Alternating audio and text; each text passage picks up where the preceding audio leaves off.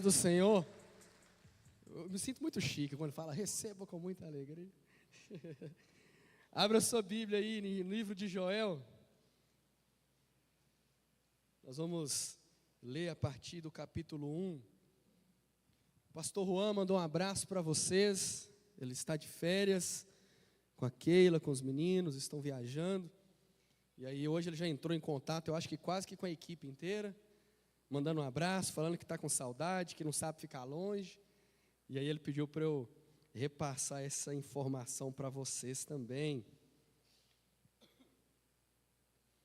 Como você já sabe, nós estamos numa série de mensagens que se chama Pessoas Comuns Vivendo Histórias Extraordinárias. Nós estamos falando de vários personagens bíblicos, quase todos, e trazendo para a nossa realidade os ensinamentos, trazendo para a nossa realidade aquilo que Deus falou com eles naquele tempo, e ouvindo do Senhor o que Ele quer falar conosco neste tempo, através da vida dessas pessoas normais, mas que foram tremendamente usadas pelo Senhor. Nós estamos fazendo como se fosse uma série ali do Netflix. Tem a série que se chama Pessoas Comuns Vivendo Histórias Extraordinárias, e nós temos as temporadas que vão dividindo os temas dessa série. Nós estamos agora na temporada A Reconstrução, estamos reconstruindo coisas importantes na nossa vida, e hoje não será diferente. Através da vida do profeta Joel, nós vamos aprender sobre reconstruir, restaurar o nosso temor ao Senhor. Eu vejo que esse é um tema muito importante para o nosso tempo. Este é um tema que Deus tem falado ao meu coração, e eu creio que Ele quer falar com você também nessa manhã. Por isso vamos ler juntos Joel capítulo 1, a partir do versículo 1. Vamos ler até o 12.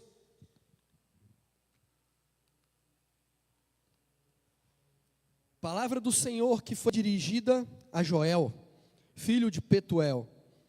Prestem atenção, velhos, e escutem todos os moradores da terra. Aconteceu algo assim no tempo de vocês, ou nos dias de seus pais? Contem isto aos filhos de vocês, que eles contem aos filhos deles, e que estes falem sobre isso à geração seguinte. O que o gafanhoto cortador deixou, o gafanhoto migrador comeu. O que o gafanhoto migrador deixou, o gafanhoto devorador comeu. O que o gafanhoto devorador deixou, o destruidor comeu. Acordem, beberrões, e chorem. Lamentem, todos vocês que gostam do vinho, por causa do vinho novo, pois foi tirado da boca de vocês.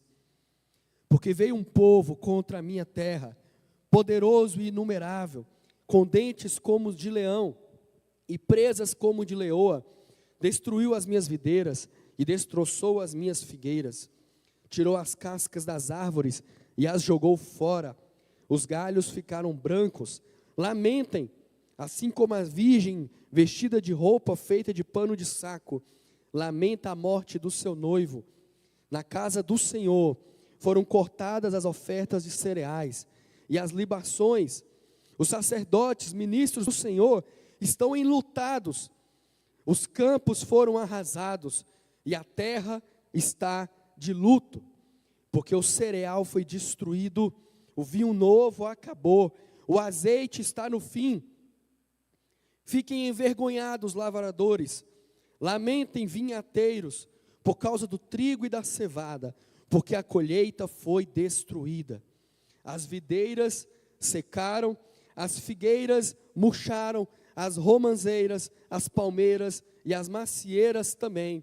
Todas as árvores do campo secaram, e já não há alegria entre os filhos dos homens. Que realidade cruel, que realidade forte. E Deus tem algo para nos ensinar nessa manhã, por isso eu quero que você curve a sua cabeça e que você peça ao Senhor nesse momento para falar com você.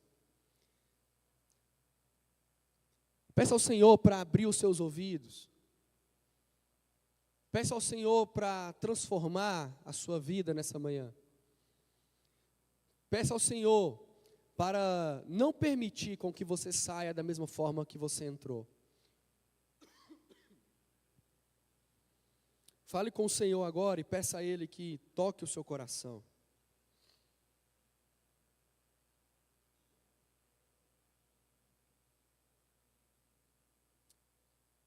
Senhor, a tua igreja clama para que o Senhor fale conosco.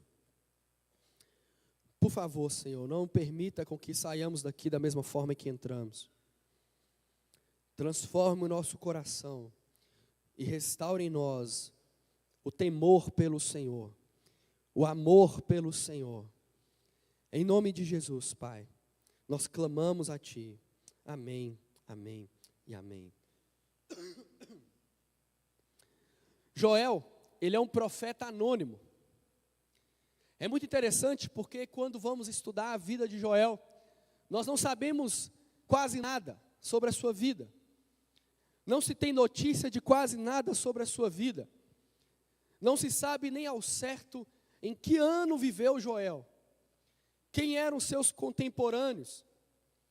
Quem era o rei daquele tempo? Se foi antes do exílio, se foi depois do exílio de Israel. O que se sabe sobre Joel é que o seu pai chamava Petuel, mas mesmo assim isso não nos ajuda, porque no Velho Testamento esse nome é repetido 14 vezes em diferentes momentos, ou seja, não sabemos quem é o pai de Joel. O que se suspeita, sendo como uma informação mais evidente, mas na verdade verdadeira, é que Joel morava talvez em Jerusalém. É tudo o que se sabe sobre esse homem. Só que isso é maravilhoso, porque a atenção sobre a sua vida recai 100% sobre a importância da sua mensagem, sobre a importância da profecia que Deus o entregou. A relevância sobre o profeta Joel recai 100% sobre o que Deus mandou ele cumprir, qual era o propósito do Senhor para a vida dele, e não no seu nome. O seu nome é irrelevante. Estudando sobre a vida de Joel, me lembro muito sobre Enoque. Em Gênesis fala que Enoque andou com Deus, e ele não foi mais achado com os homens, e isso é praticamente tudo que nós sabemos sobre Enoque. Ele andou com Deus. Que tremendo isso. Imagine se vão falar de você daqui 100 anos. O Augusto é alguém que andou com Deus. Isso é tudo que nós sabemos sobre a vida dele. Eu fico pensando sobre a minha vida, se essa é a marca que eu estou deixando nesse tempo, de uma pessoa que honrava ao Senhor, de uma pessoa que servia ao Senhor. E eu penso que esse deve ser um pensamento que você também deve ter sobre a sua vida. Você tem feito o seu nome ser mais conhecido, ou o nome do Senhor ser mais conhecido? Quando você chega em algum lugar, a sua fé, o seu amor por Jesus, antecede a sua presença? Joel foi um homem que andou com Deus. Nós não sabemos muito sobre a sua história, mas o que nós sabemos é que o Senhor entregou para ele uma palavra para aquele tempo, e que também essa palavra é para este tempo, é para nós hoje, é para falar comigo, é para falar com você. Você crê nisso? Você crê que Deus quer falar algo com você nessa manhã? Então abra o seu coração. Quando nós vamos estudar sobre Joel, nós aprendemos que o foco central da sua mensagem era sobre o dia do Senhor. Esta é a centralidade da mensagem que Joel trouxe para o povo de Israel. Mas o que seria o dia do Senhor? O que de fato seria isso? No Antigo Testamento, o dia do Senhor era um dia em que a presença do Senhor trazia um julgamento para o povo. Trazia ou libertação ou condenação, ou uma bênção. O dia do Senhor era um dia de intervenção, era um dia de uma intervenção transformadora de Deus no curso da história. Para Israel e para as nações, o dia do Senhor era um dia terrível. Era um dia terrível se eles fossem encontrados em pecado. Para aqueles que estavam afastados do Senhor, era um dia terrível. Mas para aqueles que se encontravam arrependidos, que se encontravam fiéis, que se encontravam prostrados diante do Senhor, era um dia de esperança, era um dia de alegria, era um dia de abundância, de graça. Nós podemos citar alguns dias de intervenção do Senhor na história.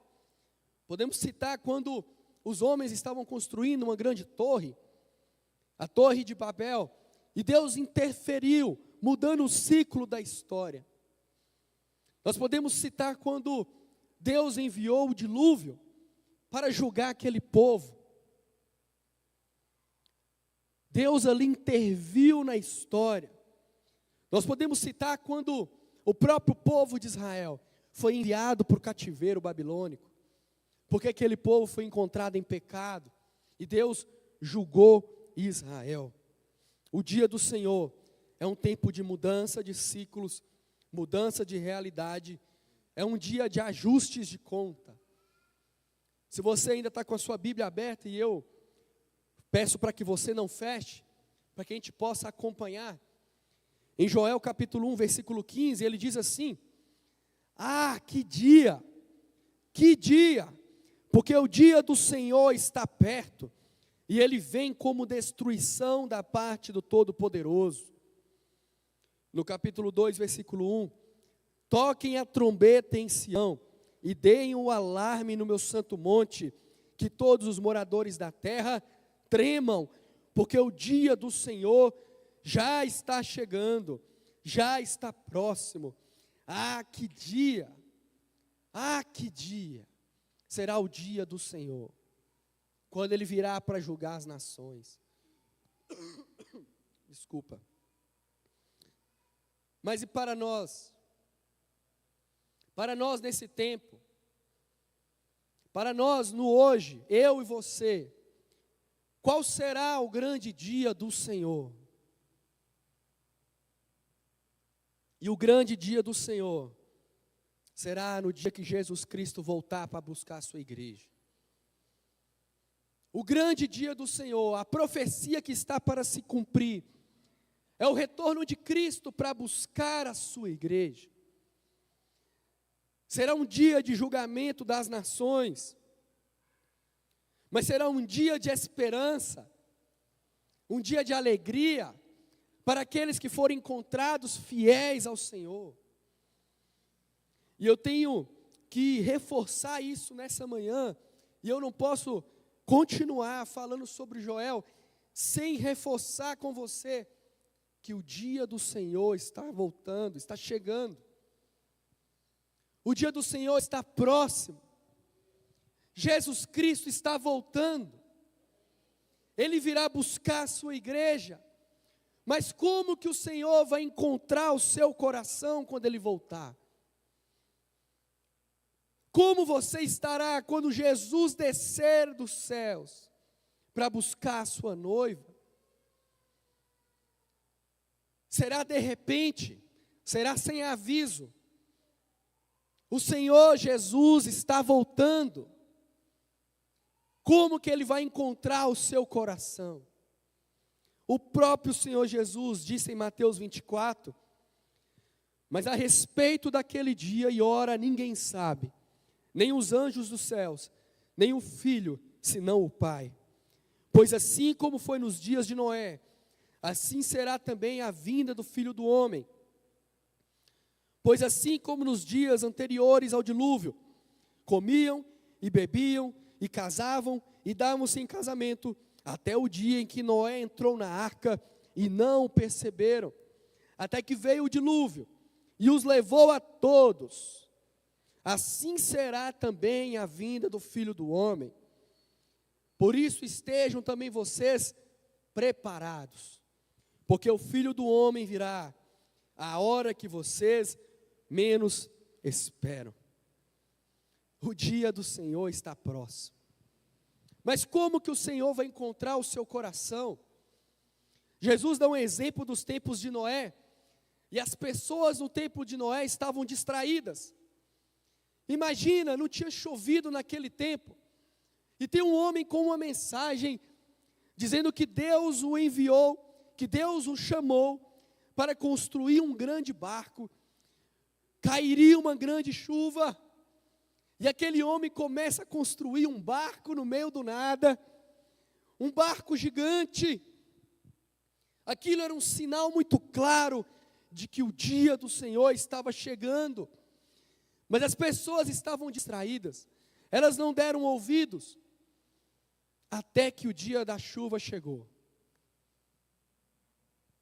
O Senhor está avisando, os sinais estão claros, os sinais estão claros, e Deus construiu uma arca gigante, numa das principais praças da cidade, e nós estamos aqui anunciando, o dia do Senhor está chegando.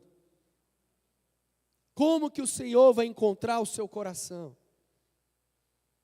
Como que o Senhor vai encontrar o seu coração? Distraído? Ou prostrado aos pés de Jesus? Este é o tema da mensagem de Joel, o dia do Senhor. Esse é o alerta que o Senhor está trazendo para nós nessa manhã. E eu creio que o propósito dessa mensagem hoje é restaurar o temor ao Senhor no nosso coração. Deus quer restaurar em nós um senso de temor como nunca antes. Deus quer restaurar em nós um amor pelo Senhor como nunca antes. O tempo é hoje, porque o dia do Senhor está chegando. Você crê nisso? Fala para o irmão que está do seu lado aí, eu sei que você gosta que faz isso. Fala para o irmão, o dia do Senhor está chegando. Como que Ele vai te encontrar? Todo mundo ama esse negócio, né? Eu sou filho de crente, eu nasci no lar cristão. E desde pequeno, eu aprendi muito cedo, que os olhos do Senhor estão em todo lugar, contemplando os maus e os bons. Quando minha mãe queria chamar minha atenção, ela virava para mim e falava, os olhos do Senhor estão em todo lugar, e eles estão observando o seu comportamento. Isso significava que eu não poderia viver de qualquer jeito. Isso significava que em toda decisão que eu fosse tomar na minha vida, eu tinha que levar em consideração o que o Senhor pensava a respeito. O que Jesus faria nessa situação? E eu me lembro que quando eu era adolescente, eu ia assistir algum filme, alguma coisa assim na televisão, e eu via as pessoas ali, vivendo do jeito que dava na telha, do jeito que eles achavam que era certo, e eu ficava pensando, mas esse povo não sabe que existe um Deus? Esse povo não tem consciência de que existe um Deus? E a gente via ali alguns jovens nos filmes e se apaixonavam, e aquela coisa maravilhosa, aquela coisa linda, mas ali os jovens iam para a cama e faziam o que não devia, e eu ficava pensando, gente, eles nem cogitaram a pensar assim, o que Deus pensa sobre isso? E eu ficava questionando, e eu ficava incomodado, e eu pensava, eu acho que o roteirista desse filme não conhece o Senhor, não.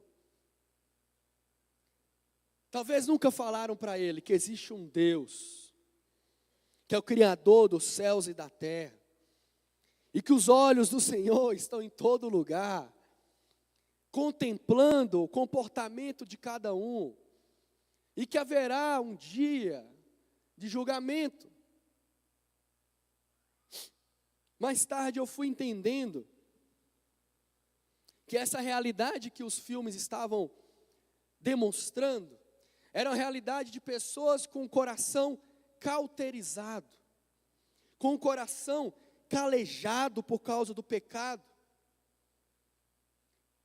Aquilo era uma realidade diferente da minha, mas que demonstrava algo que, infelizmente, ainda hoje nós encontramos, e não só nos filmes, hoje nós encontramos, inclusive, dentro da nossa igreja.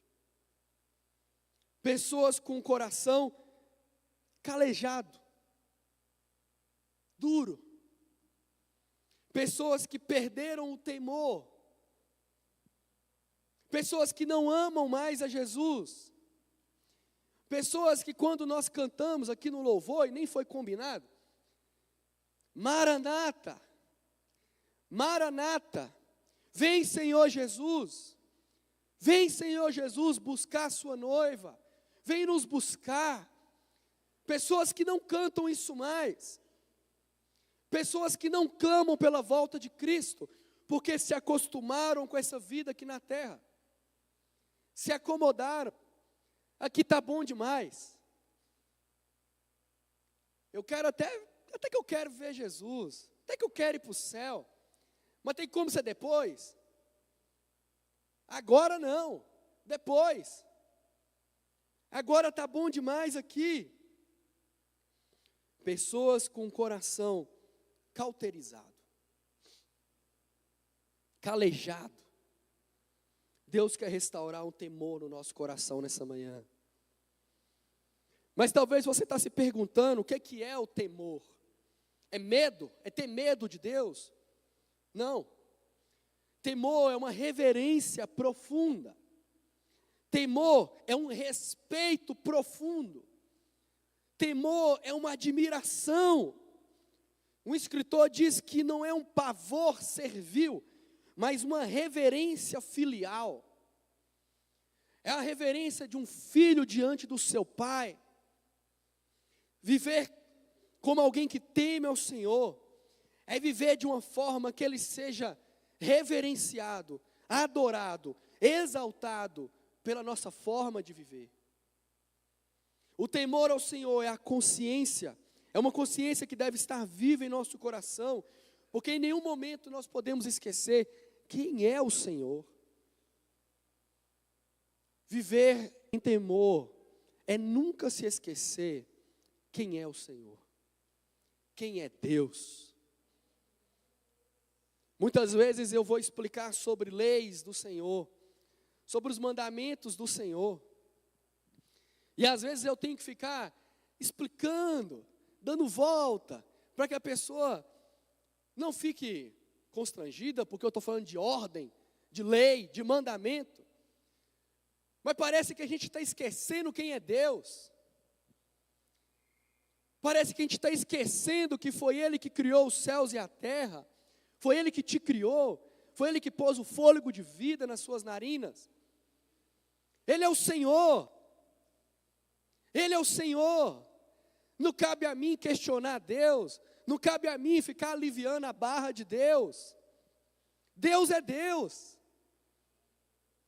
Deus quer restaurar em nós um temor. O dia do Senhor está voltando, está chegando. O Senhor está chegando. Olha o que 1 Pedro diz sobre o temor.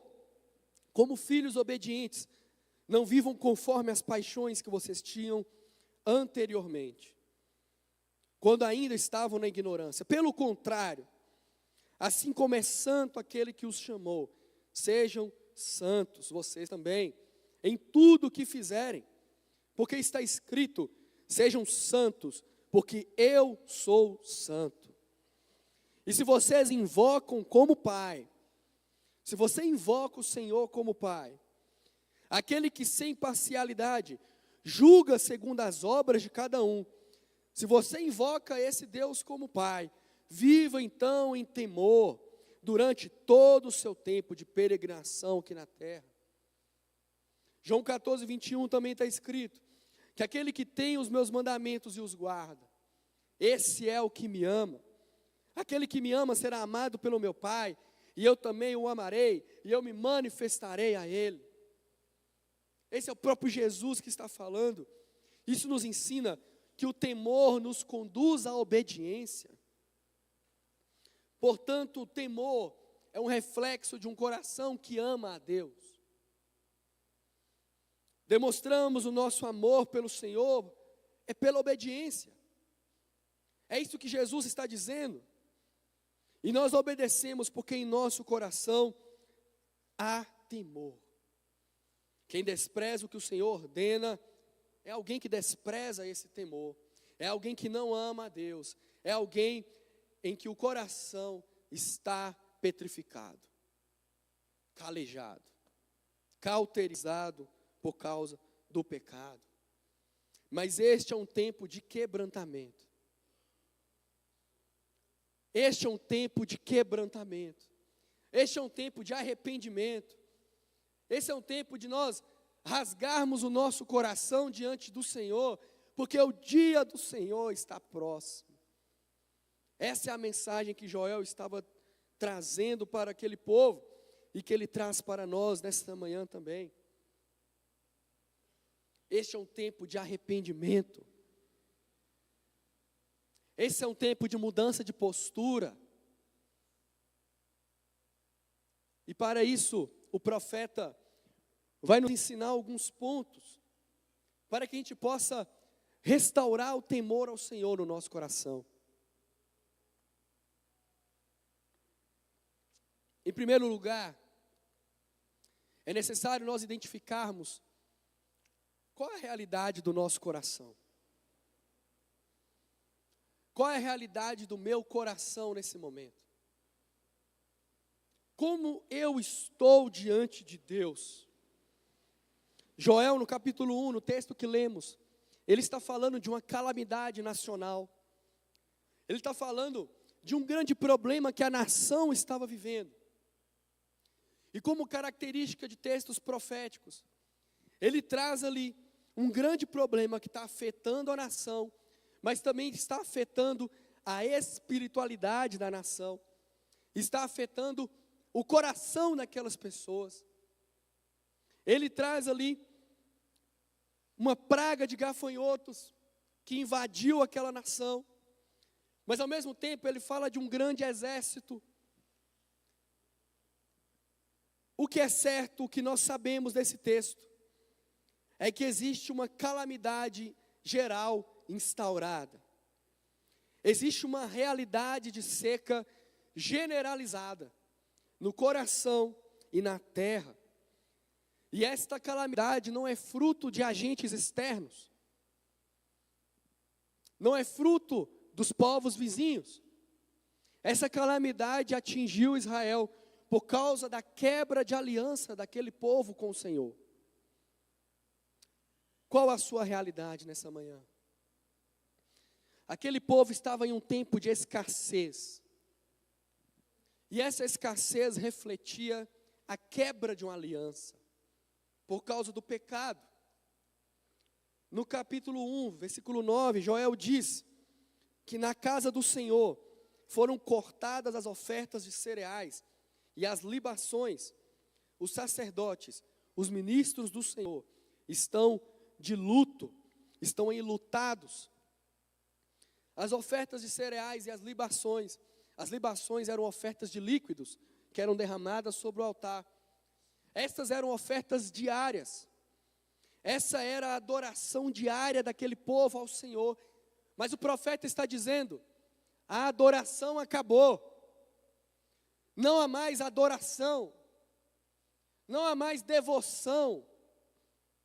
Não há mais uma devoção diária do povo para com Deus. Qual a sua realidade? Existe uma adoração verdadeira diariamente nos seus lábios? Quando Jesus fala que Deus estava procurando verdadeiros adoradores, Ele tem encontrado em você um verdadeiro adorador?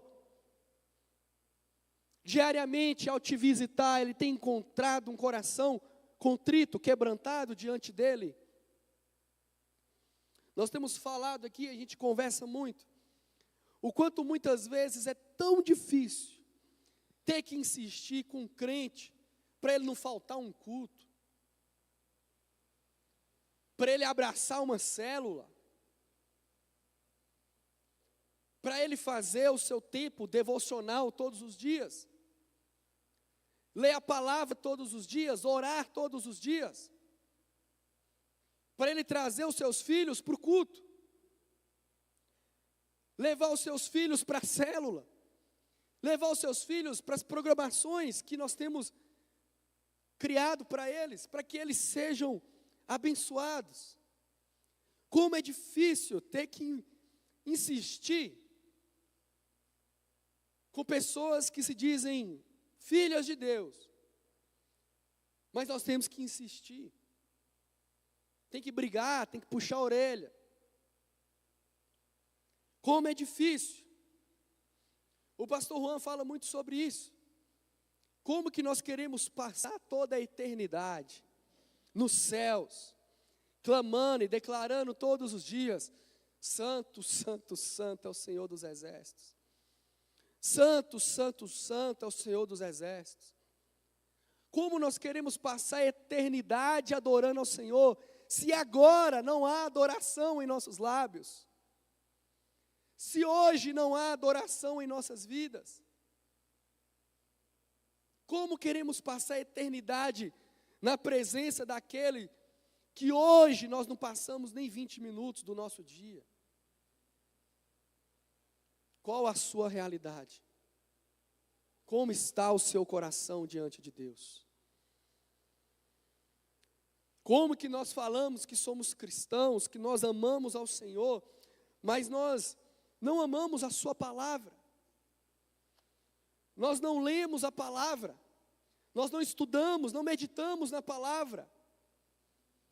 Muitas vezes até dizemos: eu não leio porque eu não gosto de ler. Não, você não lê porque você não gosta de ler. Você não lê porque você não tem temor ao Senhor. Porque no seu coração não tem reverência ao Senhor. Qual foi a última vez que você participou de uma aula de EBD, por exemplo? Por que que você não vem aprender da palavra de Deus? Será porque você acha que você já sabe tudo? Será que você pensa que você não precisa? Gente, a gente busca a Deus todos os dias. Não é porque a gente é bom demais. A gente busca porque a gente sabe que a gente é ruim demais. É pecado demais. Por isso eu tenho que buscar demais. Porque se eu não ficar perto do Senhor todos os dias, eu sei para onde eu vou voltar. Eu sei qual é o meu caráter, qual é a minha índole. Eu sei para onde eu vou me lançar se eu não estiver agarrado com o Senhor todos os dias da minha vida. Mas qual que é a sua realidade? Qual foi a última vez que você ouviu a voz do Senhor no momento de oração que você teve com Ele, separado, em seu quarto, porta fechada? Qual foi a última vez que você tirou um tempo para se dedicar a isso? Qual foi a última vez que você espontaneamente consagrou um jejum ao Senhor, simplesmente porque você queria ouvir a voz de Deus?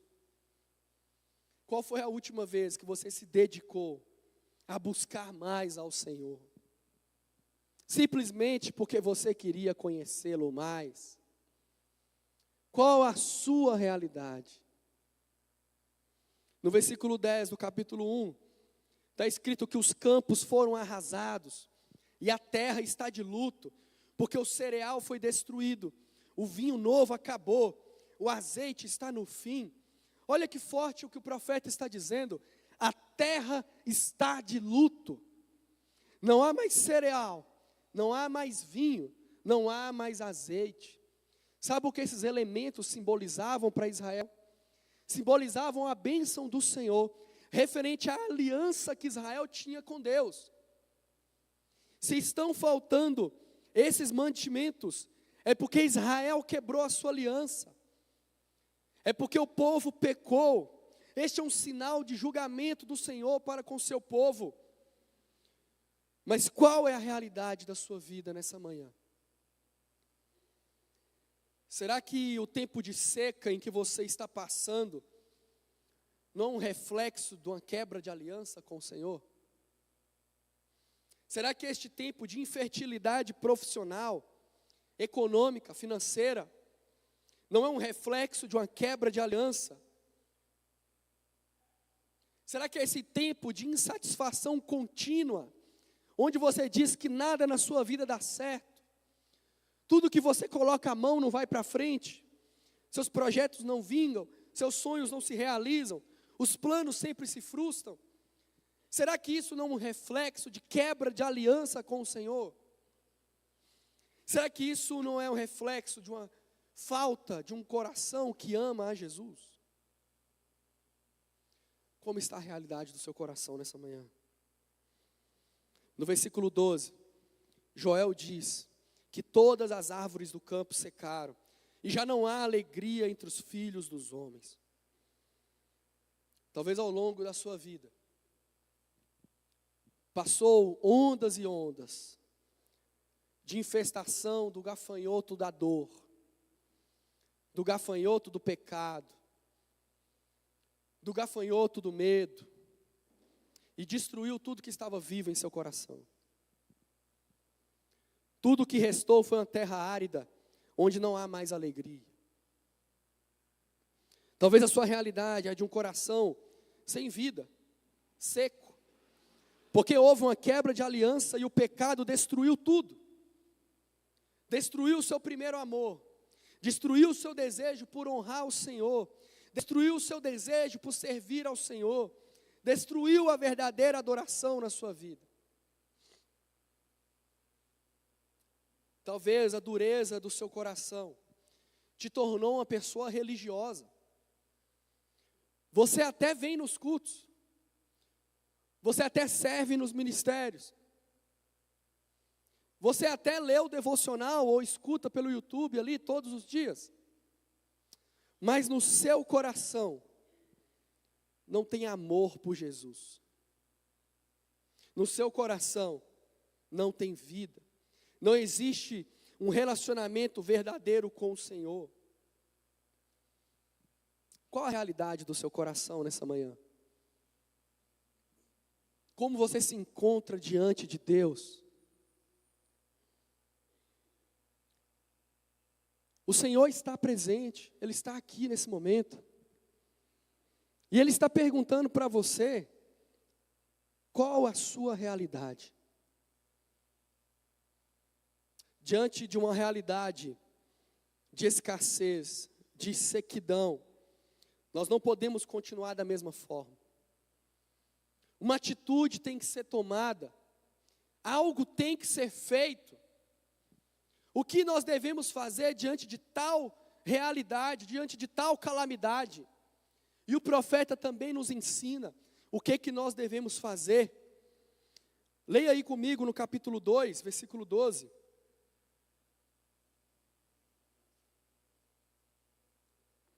Ainda assim, agora mesmo diz o Senhor, convertam-se a mim de todo o coração, com jejuns, com choro e com pranto, rasguem o coração e não as suas roupas, convertam-se ao Senhor, seu Deus, porque Ele é bondoso e compassivo, tardio em irar-se e grande em misericórdia, e muda de ideia quanto ao mal que havia anunciado.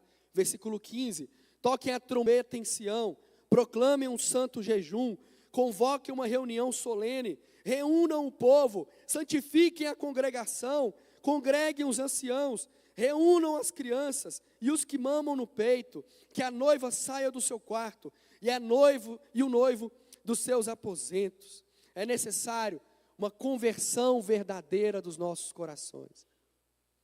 É necessário. E o Senhor clama por um quebrantamento. Ele nos chama para um quebrantamento. Nós precisamos voltar a chorar pelos nossos pecados. Nós precisamos rasgar o nosso coração. O judeu, quando ficava sabendo de uma notícia muito triste, ou um grande pecado, ou uma morte de alguém, ele rasgava as suas vestes, como um sinal de que ele estava triste, como um sinal de luto, como um sinal de tristeza. Mas o Senhor está dizendo: eu não quero ações externas, eu quero que você rasgue o seu coração. Rasguem os seus corações diante de mim. Isso fala da necessidade de um verdadeiro quebrantamento diante de Deus. Qual foi a última vez que você chorou diante do Senhor? Qual foi a última vez que você chorou diante dos seus pecados? Não adianta uma falsa expressão de constrangimento. Não adianta sentir remorso pelos pecados. O remorso é aquela dor passageira que nos atinge e que você fala: nossa, dei mancada, não deveria ter feito isso. Mas isso não serve para nada. Não adianta. O que nós precisamos é um verdadeiro arrependimento. E arrependimento é mudança real de postura. Arrependimento é uma mudança verdadeira, que mostra frutos. O remorso é passageiro, o arrependimento mostra frutos. Mudança de comportamento, rasguem o seu coração. Chore diante de Deus. Qual foi a última vez que você se arrependeu dos seus pecados? Qual foi a última vez que você mudou de postura diante de um pecado? Rasguem os seus corações. No versículo 15, Joel diz: toquem a trombeta em Sião, proclamem um santo jejum. O jejum é um grande segredo para quebrar um coração de pedra, arrogante, soberbo. Você quer restaurar o seu temor ao Senhor? Jejue. Consagre um jejum ao Senhor. Muitos irmãos têm dificuldade com essa questão do jejum. Muitos pensam que isso era só para os judeus. Muitos pensam que isso não é para nós. Mas, meu irmão, o próprio Jesus jejuou. Olha o que ele diz em Mateus 6. Quando vocês jejuarem, não fiquem com aparência triste, como os hipócritas, porque desfiguram o rosto, a fim de parecer aos outros que estão jejuando. Em verdade lhes digo que eles já receberam a sua recompensa. Mas você, quando jejuar, unja a cabeça, lave o rosto, a fim de não parecer aos outros que você está jejuando, e sim ao seu Pai em secreto. E o seu Pai, que vê em secreto, lhe dará a recompensa. A Bíblia não fala, Jesus não fala, se você jejuar. E Ele está dizendo para os discípulos, quando vocês jejuarem. Ou seja, Ele está tomando como certo que o seguidor dele, o seu discípulo, se quebrantaria diante dele através do jejum. É necessário nos humilharmos diante do Senhor em jejum. No versículo 16 do capítulo 2, Joel diz: reúnam o povo, santifiquem a congregação, congreguem os anciãos, reúnam as crianças e os que mamam no peito, santifiquem todo o seu povo. Joel está dizendo: santifique a sua casa. É necessário um quebrantamento geral. É necessário uma restauração, não só do temor que você tem a Deus, mas da sua casa. O profeta fala de uma santificação alcançando todas as pessoas, em todas as faixas etárias, do bebê que ainda mama ao idoso. É necessário visitarmos todas as gerações da nossa casa para um quebrantamento ao Senhor, por um tempo de santificação. E eu vejo aqui muito a figura dos chefes de família, passando um pente fino em toda a sua casa. Eu vejo aqui o pai, o marido, observando a vida da sua esposa, se ela tem tido uma vida de devoção ao Senhor, se ela tem meditado na palavra, se ela tem orado, se ela tem jejuado, o que ela anda consumindo, se isso tem abençoado a vida dela ou não. Da mesma forma, as esposas, as mães, com o seu marido, com seus filhos, observando o que eles têm consumido todos os dias, observando se eles têm tido uma vida dedicada ao Senhor, observando se o seu marido tem sido fiel ao Senhor. É necessário que os pais passem um pente fino na vida dos seus filhos.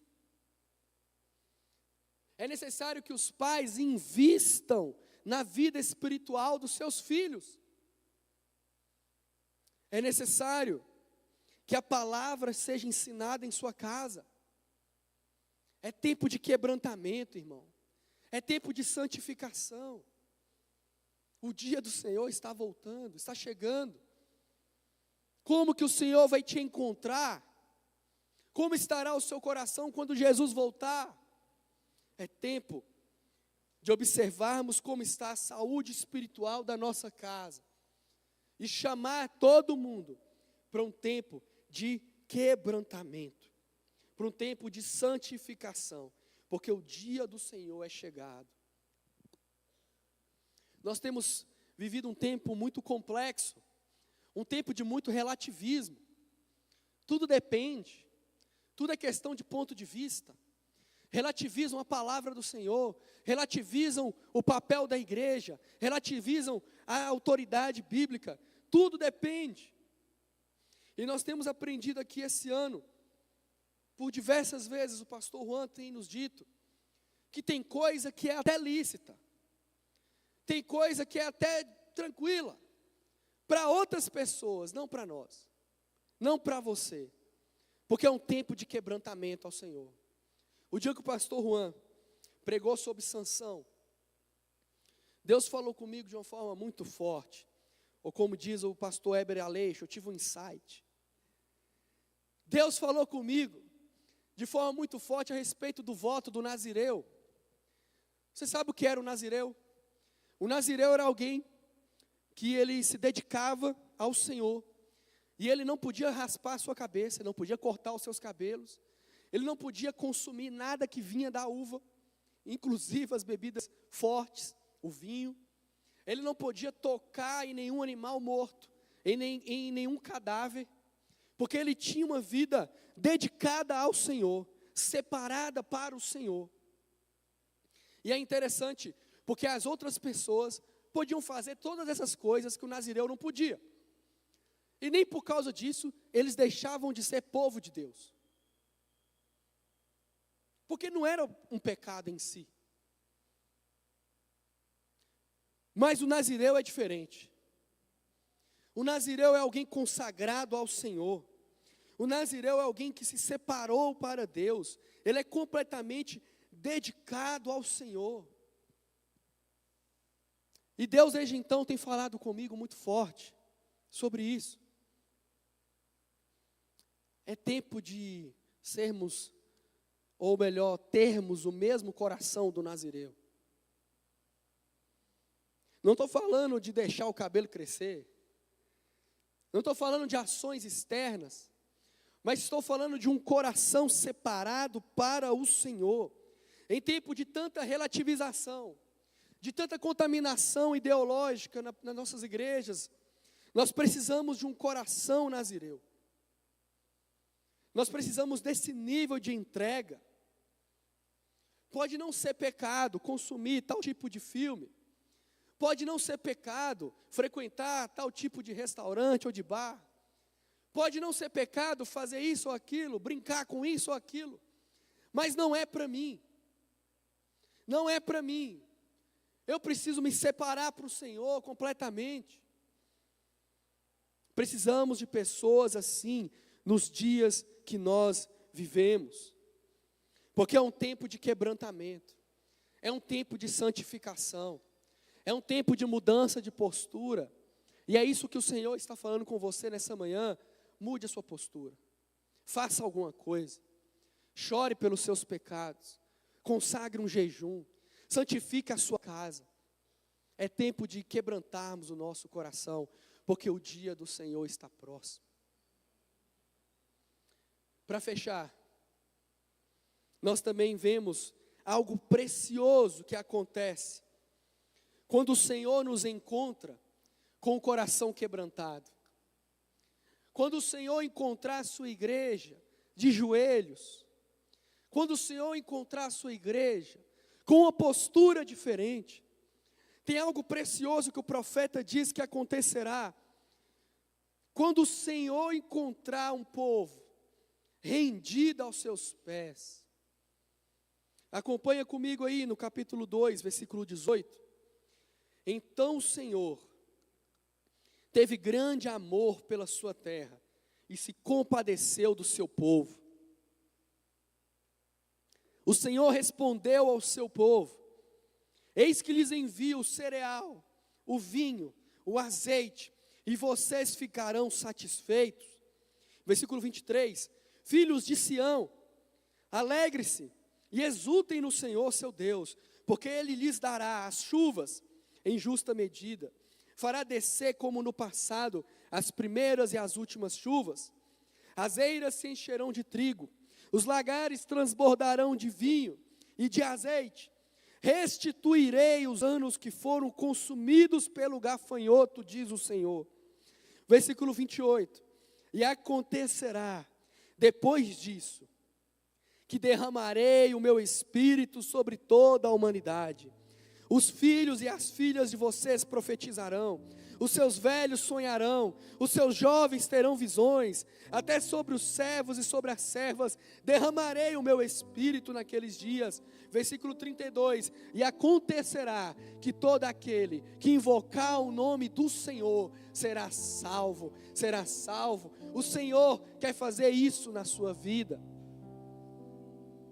Onde antes era terra seca, o Senhor quer uma abundância de chuva. Onde antes era um coração duro, frio, o Senhor quer multiplicar o azeite, o Senhor quer multiplicar o vinho novo. Onde antes havia tristeza, devastação, o Senhor quer derramar do seu espírito. O Senhor quer renovar os seus sonhos. O Senhor quer restaurar a sua vida. Os seus celeiros transbordarão, porque é da vontade do Senhor que você seja uma bênção, que você seja generoso, que você abençoe as nações. Nós não mais nos moveremos por falta, não mais haverá escassez. O Senhor restaurará a nossa espiritualidade, Ele nos dará revelação, nos dará sonhos, nos dará visão. O Senhor derramará do seu Espírito e nós seremos cheios da sua presença, quando o Senhor encontrar o nosso coração quebrantado diante dEle. Quando o Senhor encontrar em nós um coração que o ama.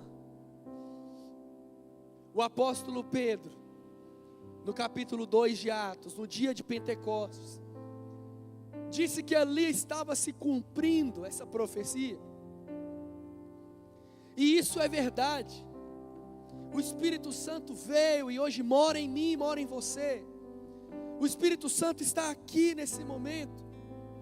Mas também é verdade que o apóstolo Paulo diz em Efésios 5: encham-se do Espírito Santo. Encham-se do Espírito Santo. Tem mais do Senhor para mim, tem mais do Senhor para você, tem mais do Espírito Santo para a sua vida. Mas o Senhor quer encontrar em você um coração que o teme, um coração que o ama.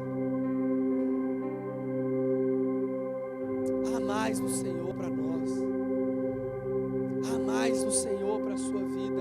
Mas como está o seu coração nessa manhã?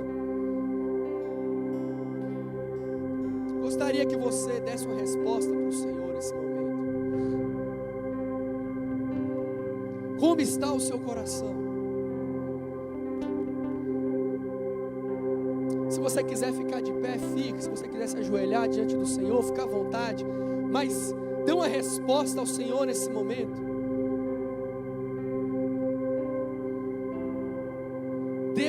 restaurar em nós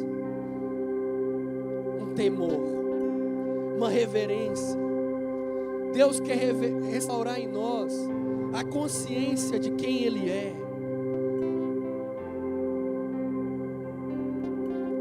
Como está o seu coração nesse momento?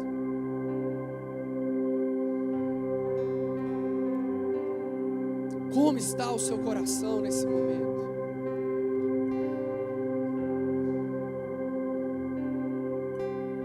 Dê uma resposta ao Senhor nesse momento.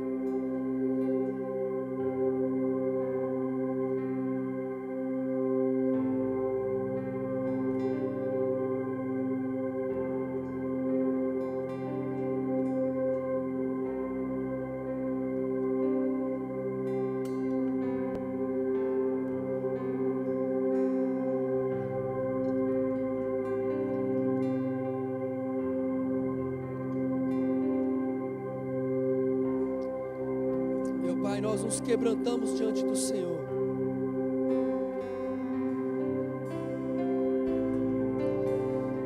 Nós nos rendemos diante de Ti. Nós reconhecemos quem o Senhor é. E nós pedimos perdão, Pai, pela dureza do nosso coração. Nós nos arrependemos, Pai, da dureza do nosso coração. Nós nos arrependemos, Senhor, dos nossos pecados. E nós nos arrependemos diante do Senhor, clamando ao Senhor que mude a nossa história.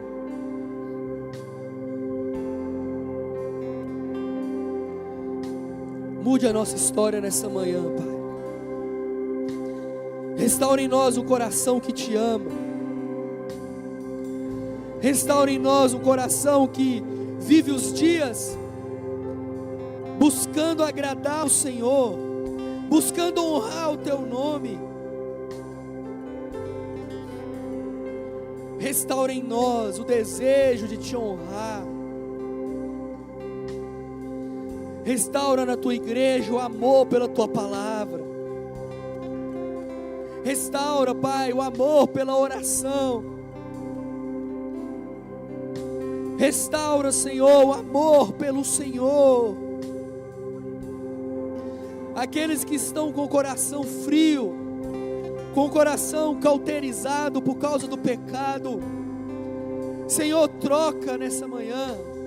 Faz uma cirurgia, Pai, tira esse coração duro e nos dê um coração novo, de amor pelo Senhor. Aviva nossas vidas, Senhor.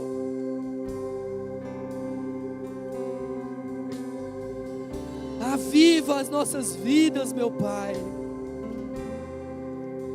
Nós nos quebrantamos diante do Senhor, reconhecendo quem Tu és. E clamando, Pai, que o Senhor derrame sobre nós mais do Teu Espírito, mais da Tua graça.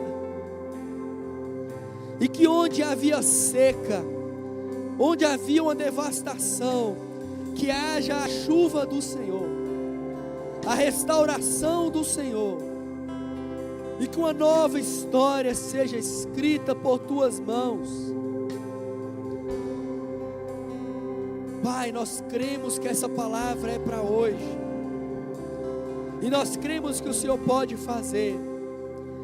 Nós cremos que o Senhor pode restituir os anos que foram devastados pelo gafanhoto. Nós cremos que o Senhor quer fazer. E é por isso que nós nos quebrantamos diante de Ti. É por isso que nós nos arrependemos. E é por isso que nós fazemos uma aliança do Senhor com o Senhor, para uma nova postura de vida, para um novo modo de viver, um novo estilo de vida, que reverencie o Senhor, que honre o Teu nome, que exalte a Tua majestade. nós renovamos os nossos votos diante do Senhor, sabedores, Pai, de quem Tu és. Tu és Deus, Tu és Deus, e nós queremos Te adorar, e nós queremos Te honrar, não só hoje, mas para todos sempre, em nome de Jesus.